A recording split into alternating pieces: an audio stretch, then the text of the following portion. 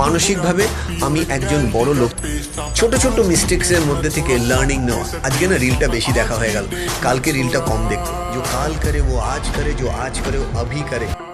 আমরা এমন একটা দেশে বিলং করি যেখানে বড় লোকের থেকে গরিবের সংখ্যা বেশি। সো আমি ডেইলি লাইফে ল অফ অ্যাট্রাকশনের ইম্পর্টেন্সটা আপনার থেকে বুঝতে চাইছি, যে একটা মানুষ যে ধরুন আজকে পডকাস্ট দেখছে, যার কাছে হয়তো অত মনিটারি রিসোর্সেস নেই, কিন্তু সে স্বপ্ন দেখছে আমি ভবিষ্যতে কোটিপতি হব। Through the law of attraction আমি ওই স্বপ্নটাকে অ্যাচিভ করবো কী করে। একজন গরিব মানুষ ল অফ অ্যাট্রাকশন দেখে, বা একজন মধ্যবিত্ত ল অফ অ্যাট্রাকশন ইউজ করে নিজেকে একজন উচ্চবিত্ত স্তরে কী করে নিয়ে যাবে। তোমার কথাটাকে যদি আমি ছোট করে বলি, সাধারণ মানুষ কি করে অসাধারণ হবে।